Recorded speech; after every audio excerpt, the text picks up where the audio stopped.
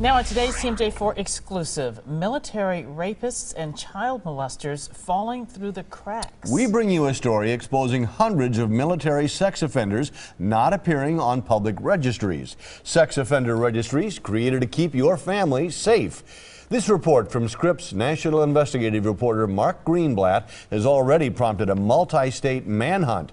He exposes military sex offenders flying under the radar. It's a story that's spurring calls for urgent change from here on Capitol Hill. Hundreds of convicted military sex offenders flying under the radar in civilian society, not appearing on any publicly available sex offender registries. It's a Scripps original investigation.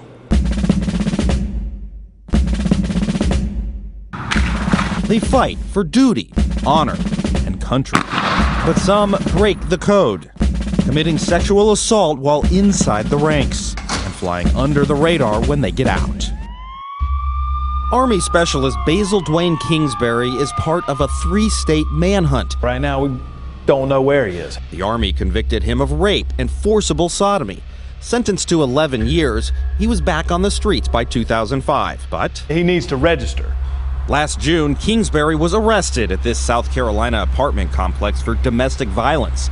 Deputies never knew he needed to register, so he was released. How could that happen? That's unclear to me right now. I wish I could tell you. I really don't know. The military has no power to register offenders on its own, relying on civilian officials instead. In an unprecedented review, the Scripps National Investigative Team looked through over 1,000 court-martial cases involving sex offenses, searching registries across all 50 states, discovering hundreds disappearing off the grid into neighborhoods across America.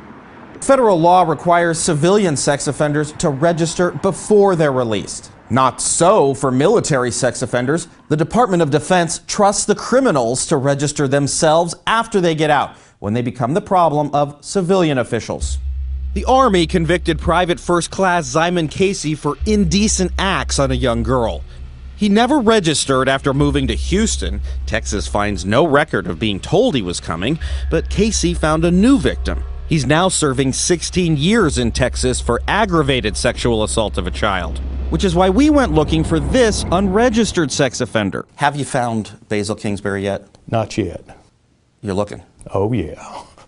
Oh, yeah, we're looking. He's Vernon Keenan, director of the Georgia Bureau of Investigation, which had Kingsbury in its sights 9 years ago. In Georgia, he would have to register for life. But investigators mistakenly thought the military conviction was overturned, so they ruled he didn't have to register. They even sought clarification from the Army, but We have no record of them responding. Keenan now points to a recent report from the DoD's own Inspector General as fuel for reform. It concluded this August that not registering the military's own while still behind bars enables offenders to evade registration.